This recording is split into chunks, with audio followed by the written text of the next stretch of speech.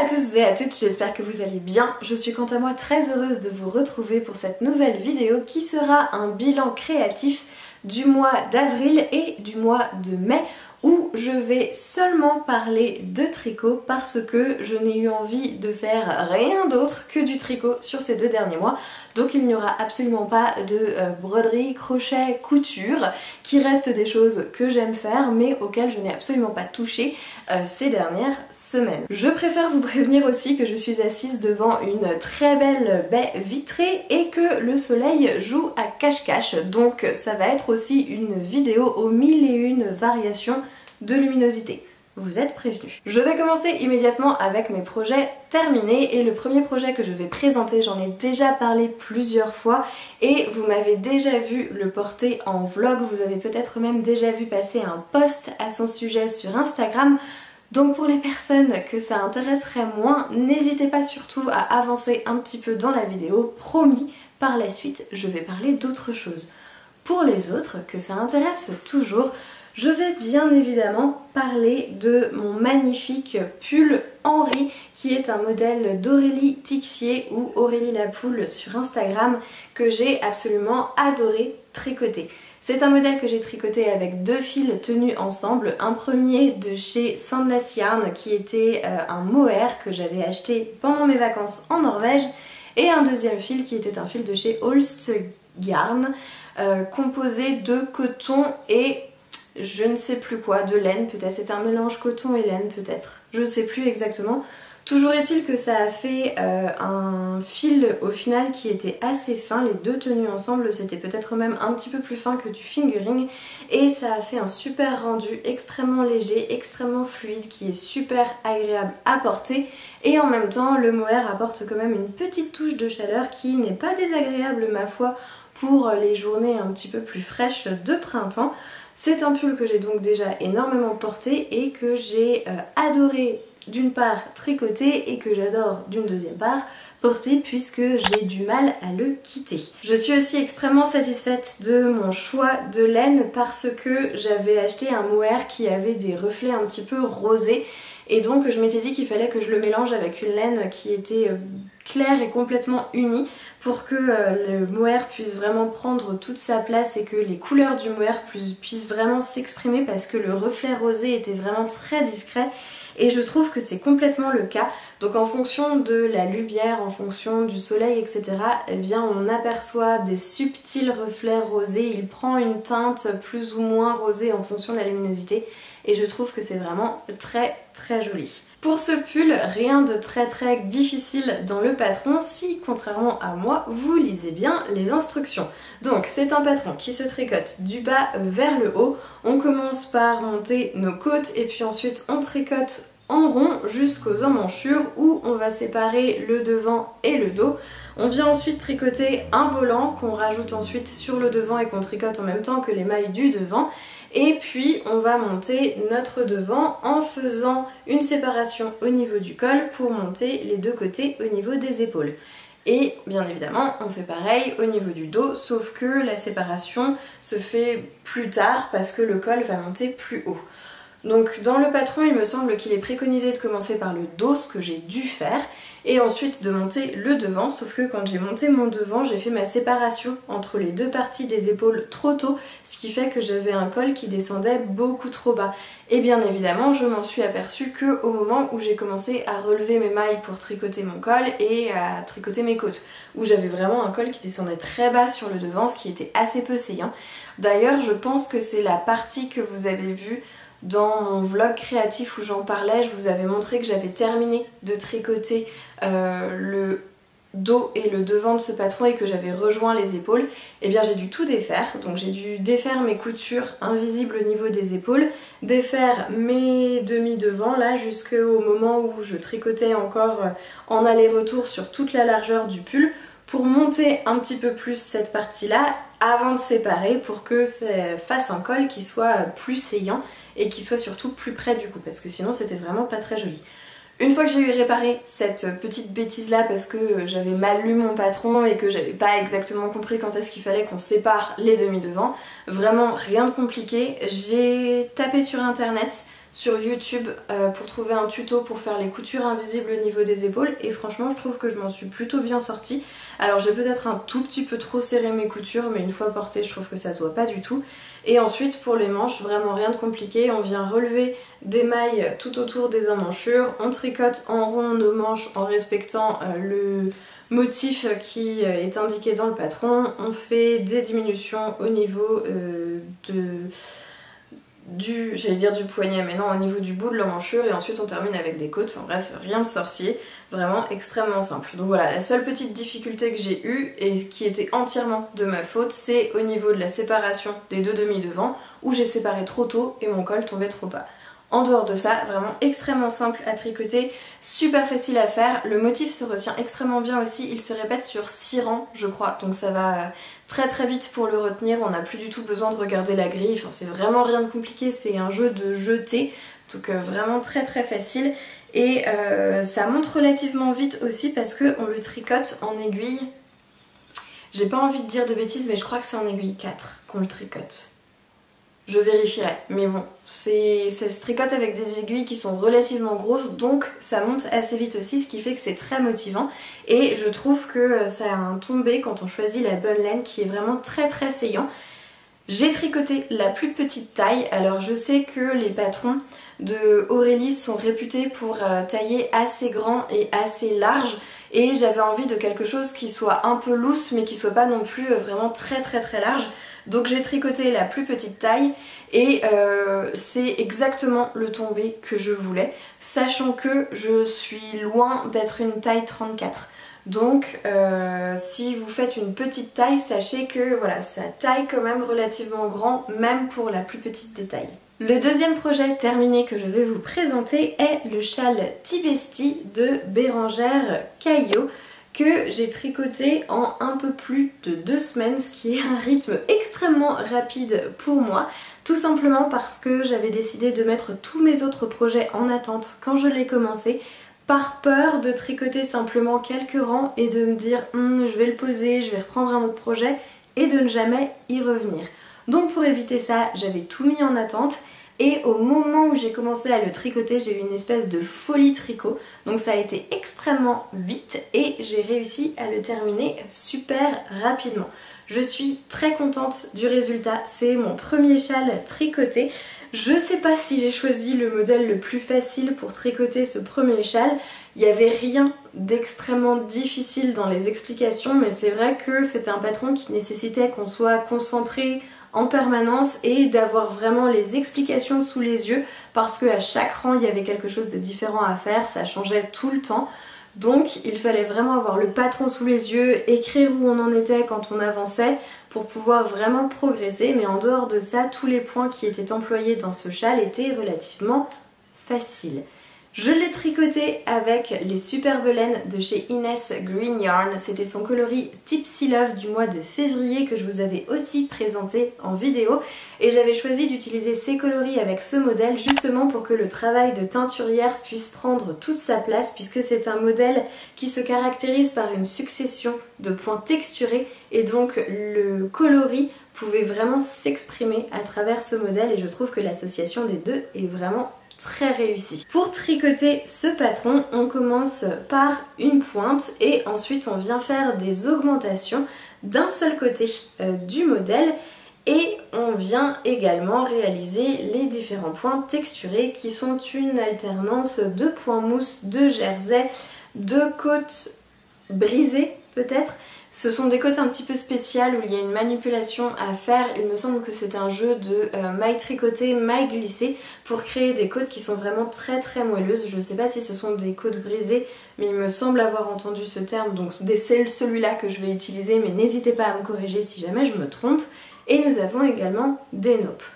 Notre jeu d'augmentation vient nous créer la partie la plus large du châle, qui est donc la partie qu'on vient mettre autour du cou. Et au fur et à mesure où on avance, on développe également un des côtés du châle. Et on termine avec le dernier rang, qui est également le rang le plus long du châle. Donc on termine avec, je sais pas, quasiment 300 mailles sur ces aiguilles. Et une fois qu'on a terminé, c'est ça qui vient créer notre pointe et notre dernier côté. Sur le bord du châle, donc sur un des bords du châle, quand on vient le terminer, on a également des triangles qui viennent se former avec les côtes, ce que je trouve très très joli, et je l'ai modifié légèrement parce que normalement on termine avec un rang de naupes, mais j'ai décidé de ne pas les faire parce que je trouvais ça moins joli qu'il y ait des naupes sur le bas du châle. Donc j'ai continué de créer mes triangles jusqu'à ce qu'il me reste quasiment plus de laine. J'avais pesé et j'avais calculé qu'il me fallait un petit peu plus d'1 gramme de laine par rang. Donc j'avais pesé ma laine et je me suis arrêtée jusqu'à ce qu'il me reste suffisamment pour faire mon rabat. Et c'est la partie avec laquelle je suis la moins satisfaite parce que je trouve que mon rabat n'est pas très élastique. Donc ce que je vais faire, c'est que je vais bloquer le châle parce que je ne l'ai pas encore bloqué et je verrai si à ce moment-là je trouve que effectivement mon rabat est trop serré et il ne permet pas au châle de prendre toute son ampleur. Auquel cas je déferai mon rabat et je le referai. Ou sinon, si ça va, et bien écoutez, je couperai mes fils et je rentrerai tout et ce sera vraiment complètement terminé. C'est un châle que j'ai beaucoup aimé tricoter, mais comme je le disais, peut-être pas le plus simple parce qu'il n'y a aucun moment où on peut vraiment tricoter sans avoir le patron sous les yeux. Ce que j'ai peut-être trouvé un petit peu plus... pas fatigant, mais c'était pas un projet zéro cerveau. Quand on est dans son rang, surtout dans les rangs les plus longs, c'est plutôt sympa parce qu'on peut tricoter sans trop réfléchir.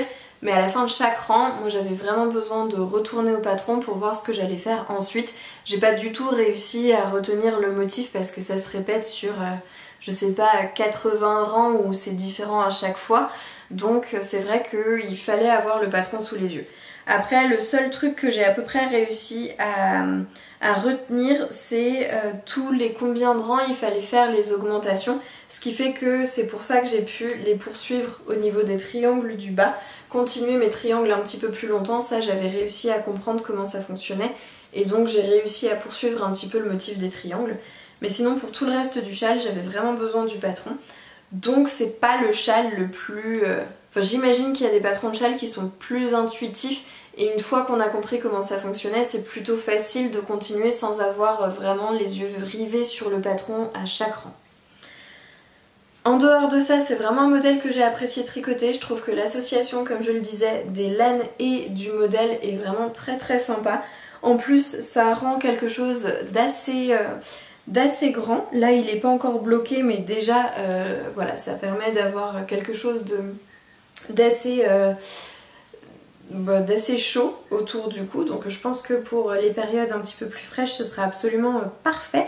C'est une couleur en plus qui est très peps, donc je trouve ça super chouette d'avoir un châle comme ça un petit peu plus coloré, surtout sur des tenues plus sobres, ça permet d'amener un petit peu de couleur et un petit peu de lumière. La laine de chez Ines Green Yarn est vraiment très belle, très fluffy, très douce, super agréable à tricoter, j'ai vraiment adoré et le rendu est super sympa. J'avais également un troisième projet terminé à vous présenter, mais je n'arrive pas à remettre la main dessus, donc je vais vous présenter son petit frère. Je suis actuellement en train de tricoter un deuxième chouchou. Alors là pour le coup vraiment basique de chez basique, je suis en train de tricoter un rectangle en rond, voilà, en jersey, rien de compliqué. Mais j'avais vraiment bien aimé tricoter le chouchou, je trouve que c'est pour le coup un projet vraiment zéro cerveau, ultra facile à réaliser, qui permet également d'utiliser des restes de laine. Donc là je suis en train d'utiliser un reste de laine de chez Le Chat qui tricote. Est-ce que c'était son coloris Barbie? Ou Barbie c'était le mini? Je ne sais plus. Mais ça venait dans un kit à chaussettes que j'avais acheté chez Le Chat qui tricote. Et j'avais fait une paire de chaussettes avec, mais il me restait énormément de laine sur les chevaux de 100 grammes que j'avais acheté. Donc je m'étais dit que j'allais en tricoter un chouchou. Là j'essaye de faire quelque chose qui soit un petit peu plus gros que le premier que j'ai réalisé. Et je pense que pour le terminer, je vais le faire un petit peu plus large parce que j'ai quand même pas mal de cheveux et j'aime bien avoir des gros chouchous quand je m'attache les cheveux. Donc je pense que je vais le faire un petit peu plus large que le premier que j'avais fait. Et je vais essayer pour refermer le rectangle une fois que je l'aurai terminé, de faire une couture au crochet. Voilà, le premier j'ai fait une couture invisible et là je pense que je vais essayer de faire une couture au crochet pour voir ce que ça donne. Mais voilà, troisième projet terminé que je ne peux pas vous montrer, je vous l'avais déjà montré en vlog, il me semble, vous l'aurez vu déjà en vlog, le premier chouchou que j'avais fini, avec une laine de chez Arcoiris Yarn. Et là, le deuxième chouchou que je suis en train de faire, donc avec cette laine de chez Le Chat qui tricote. On continue avec les projets en cours, puisqu'il y a de ça une dizaine de jours, j'ai commencé la Framework bralette de chez JC Made Designs, dont je vous avais déjà parlé dans une vidéo inspiration. Pendant mon voyage en Irlande, j'ai trouvé la laine parfaite pour la réaliser. Donc ni une ni deux, je l'ai achetée et il s'agit de la laine de chez Townhouse Yarns en coloris Pégase et en épaisseur DK qui était donc l'épaisseur dont j'avais besoin pour réaliser la bralette et j'avais acheté 2 écheveaux. Et voici où en est mon projet. Vous pouvez voir qu'elle est quasiment terminée. J'ai presque fini, il me reste simplement une bretelle à terminer de monter avant de pouvoir réaliser les coutures sur le haut des bretelles et de l'avoir vraiment complètement terminée. Je suis arrivée à court de laine, donc je suis arrivée à la fin de mon premier écheveau à peut-être 3 cm d'avoir fini ma 4e bretelle. Donc autant vous dire que le deuxième écheveau que j'avais acheté au cas où va me servir vraiment très peu pour finir cette bralette. En gros, si j'avais fait peut-être 2 rangs de côtes en moins sur le bas de la bralette, j'aurais eu suffisamment de laine pour que ça passe dans un seul écheveau. Bon, c'est pas très grave, du coup il va me rester de la laine pour faire autre chose, de la très belle laine pour faire autre chose. Dans tous les cas, celle-ci au moins sera terminée. C'est un modèle qui est vraiment extrêmement simple à réaliser. Elle se tricote donc en rond, on commence par le bas de la bralette, on commence par faire des côtes sur une certaine hauteur et puis ensuite on continue avec le motif qui est indiqué, donc c'est une alternance de maille envers, maille endroit et au niveau des fausses coutures que vous voyez là sur chaque partie, c'est des mailles glissées. On continue ça sur une certaine hauteur en fonction de la taille de sa poitrine et une fois qu'on a fini ça, on vient tricoter chaque petit triangle séparément pour monter les 4 coins de la bralette. On la retourne au moment où on vient tricoter les triangles puisque au départ on la tricotait sur l'envers pour pouvoir faire plus de mailles endroit que de mailles envers, ce qui est plus agréable à tricoter. Bref, tout est très bien expliqué franchement pour la réaliser. Et une fois qu'on arrive au bout de notre triangle qu'on a tricoté, donc on vient créer la bretelle qui est un jeu de mailles tricotées, mailles glissées et quand on arrive au bout de la bretelle, on laisse les mailles en attente sur un câble et ensuite une fois qu'on a tricoté toutes les bretelles, normalement on vient faire une couture et voilà, c'est terminé. Donc moi j'en suis à l'étape où j'ai encore un tout petit bout de bretelle à monter et ensuite il ne me restera plus que les coutures à faire entre chaque bretelle pour l'avoir fini. Mais vraiment je trouve que le modèle est non seulement super bien expliqué, extrêmement joli, mais aussi extrêmement rapide à tricoter parce que déjà ça se tricote avec de la laine DK, donc forcément ça monte vite et on est en aiguille 3,5. Donc c'est pas les plus petites aiguilles du monde, mais les deux combinés ensemble fait que ça monte très vite. Et en plus, comme c'est pas une longueur top, puisque ça s'arrête seulement un peu en dessous de la poitrine, et que ensuite il n'y a pas du tout de manche à faire, que ça fait que des diminutions pour chaque triangle qui compose le haut de la bralette, franchement ça va vraiment très vite.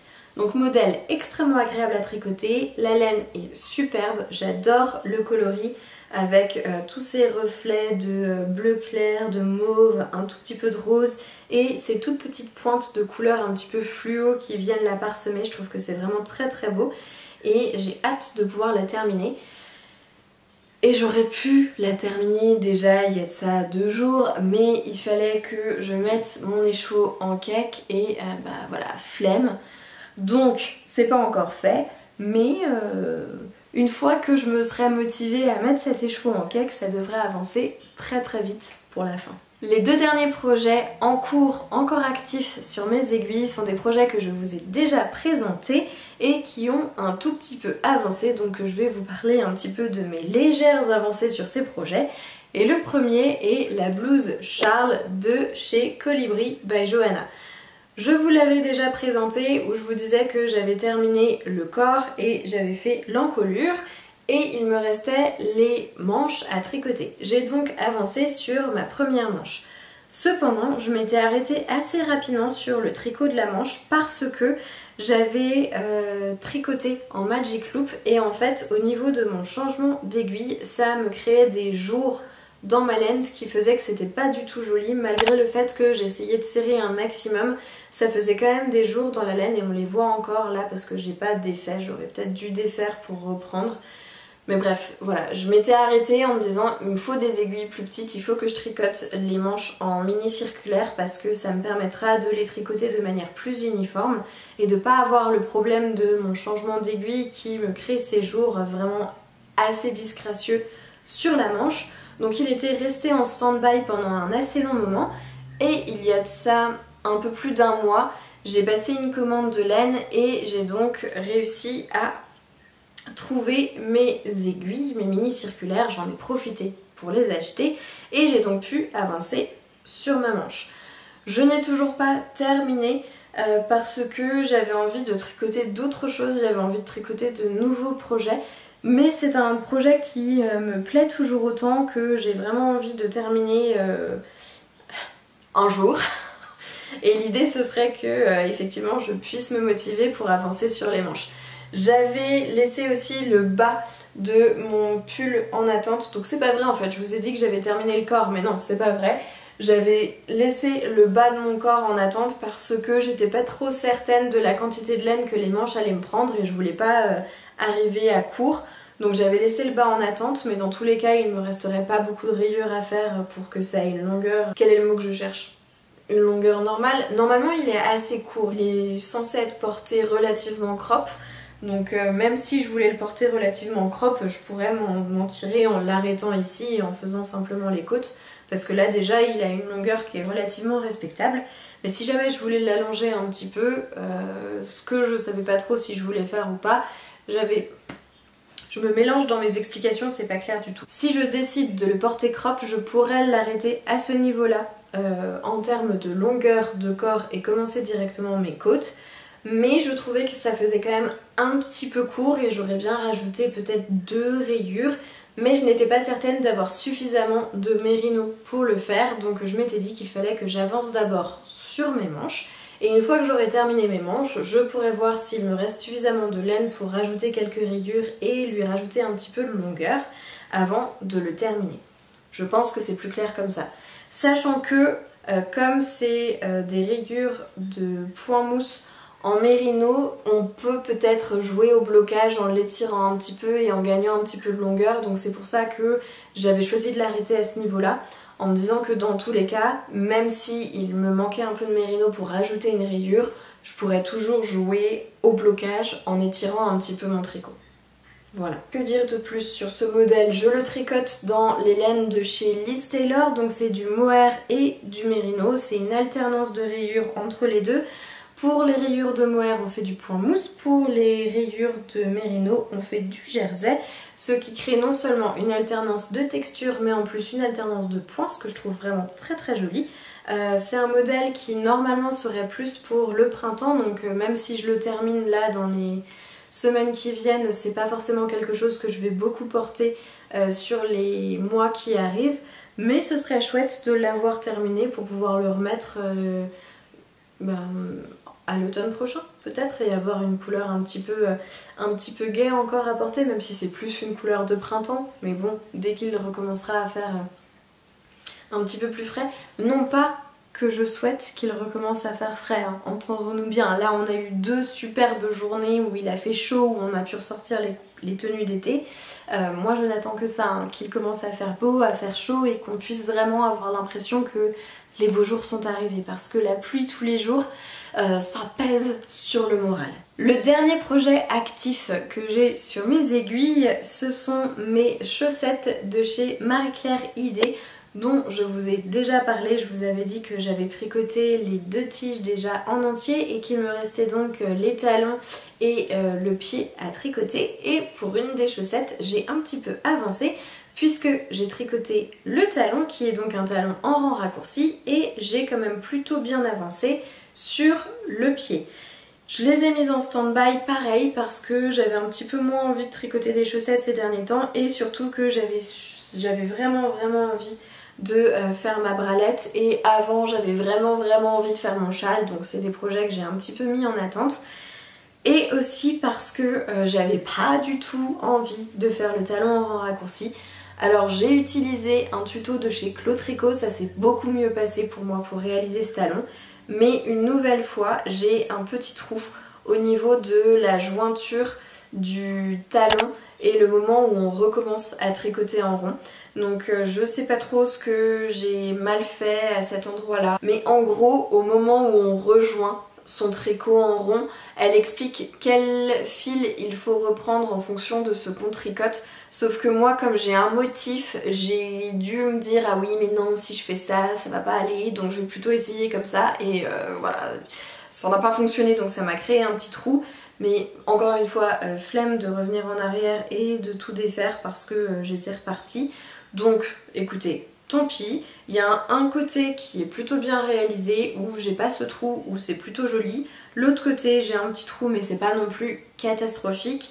Je les ai essayés, je passe très bien le pied dedans. Le motif se fait vraiment super facilement. Donc en plus, je vous avais raconté que j'avais eu des problèmes parce que j'avais pas compris comment le modèle était expliqué. J'avais pas compris pourquoi jamais on avait un multiple de 6 sur nos aiguilles alors que le motif se répète sur 6 mailles, enfin bref, voilà. Donc je les ai bidouillés un petit peu à ma sauce à partir du patron gratuit que j'avais, et ma foi ça se passe plutôt bien en dehors de cette petite boulette là que j'ai fait ici.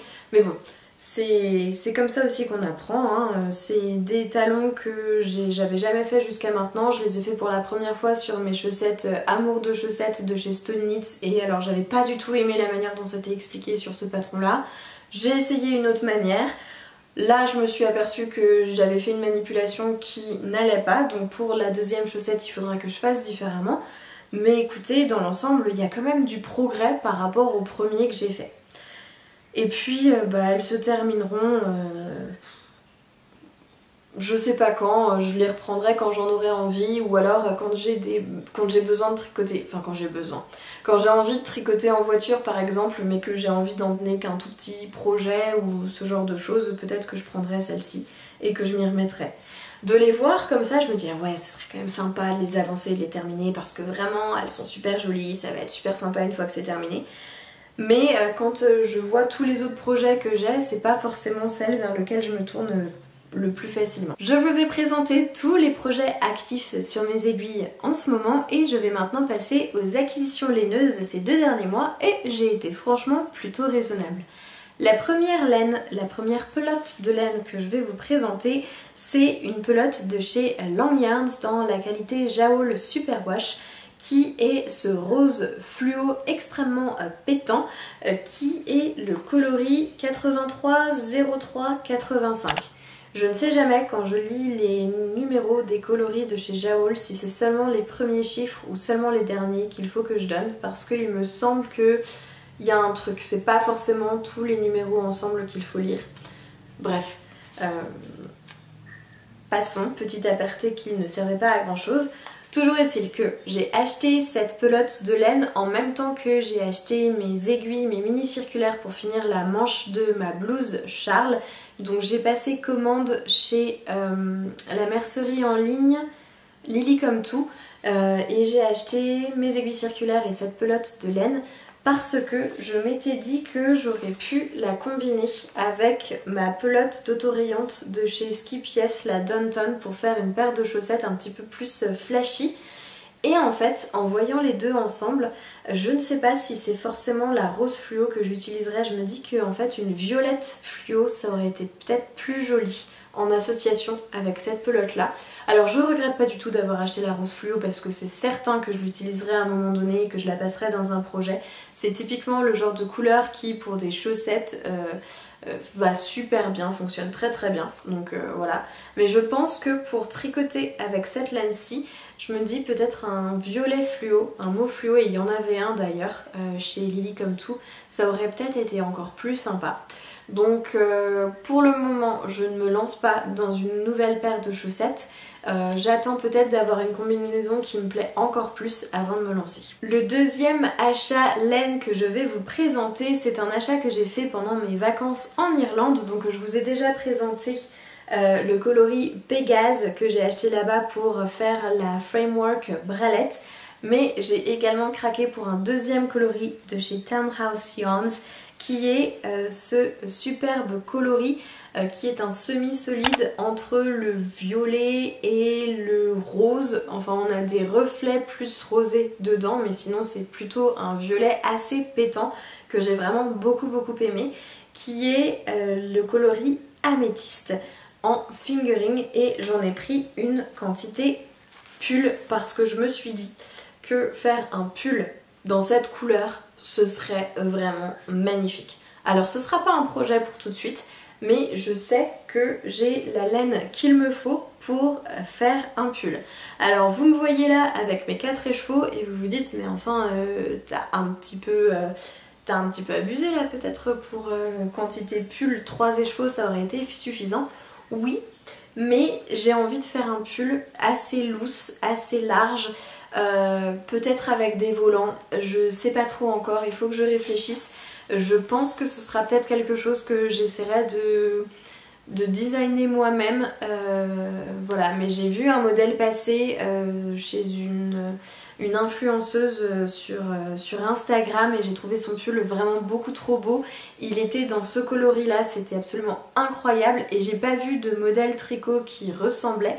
Donc je me suis dit que j'allais peut-être essayer de faire quelque chose un petit peu à ma sauce.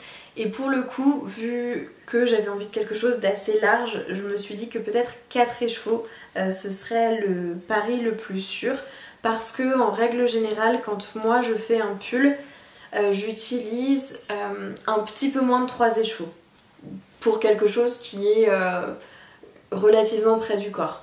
Pas moulant, mais relativement près du corps. Donc si je veux quelque chose de plus ample, je me suis dit que j'allais rajouter un écheveau pour être sûre d'avoir suffisamment en quantité. En tout cas, j'ai vraiment complètement craqué sur les coloris de chez Townhouse Yarns. J'ai trouvé que c'était des choses qui étaient très belles qu'elle proposait. Il y avait plein de coloris différents et vraiment de la très belle laine. J'ai fait le tour de tous les achats de ces 2 derniers mois, donc vous voyez j'ai pas non plus trop craqué en termes de laine, mais là j'avoue que j'ai pas mal d'envie qui commence à arriver, et notamment une envie de maillot de bain, parce que j'ai vu passer sur le compte de Massimille un maillot de bain tricoté et je me suis demandé si c'est pas quelque chose que je pourrais tenter pour cet été.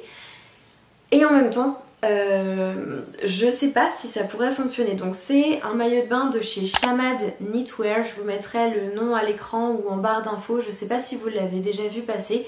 C'est un fil qui est un petit peu spécial, du coup qui est spécialement créé pour pouvoir tricoter soit des tenues de sport, soit justement des tenues pour aller dans l'eau. Donc maillot de bain, ce genre de choses. Et je me suis dit que ça pourrait être intéressant à tricoter, et le modèle de maillot de bain que Massimille a fait justement avec les laines de chez Shamad Knitwear et le modèle de chez Shamad Knitwear était vraiment très beau et ça m'a donné envie de tester. Et je me demandais, peut-être que certaines d'entre vous l'ont déjà fait, donc n'hésitez pas à me faire des retours si c'est le cas, si vous l'avez déjà vu passer, si vous en avez entendu parler, si vous avez testé, pour me dire ce que vous en avez pensé. Parce que vraiment c'est quelque chose qui me tente et je pense que ça pourrait être un projet non seulement ultra rapide à faire, très satisfaisant et qui permettrait aussi d'apprendre des nouvelles techniques, parce que tricoter une culotte, j'ai jamais fait. Donc écoutez, n'hésitez pas à me faire des retours si jamais vous en avez. Je vais terminer cette vidéo ici. Comme toujours, j'espère que vous avez passé un agréable moment en la regardant. Moi, de mon côté, j'ai apprécié passer du temps avec vous, même si je ne vais pas vous le cacher, c'était un peu dur de me remettre à filmer après autant de semaines sans avoir pris ma caméra et sans m'être assise devant ma caméra. Vous ne le verrez pas au montage, je l'espère. Mais je ne vous dis pas combien de fois j'ai dû recommencer certaines parties parce que je bafouillais, parce que ce que je disais n'avait absolument aucun sens. Je pense que je n'aurais pas le choix que de laisser des parties où je me mélange un peu les pinceaux, mais bon, tant pis, vous me pardonnerez, je l'espère. En tout cas, ça m'a fait plaisir de revenir faire un tour par ici. J'espère que à vous aussi et je vous dis à très très vite.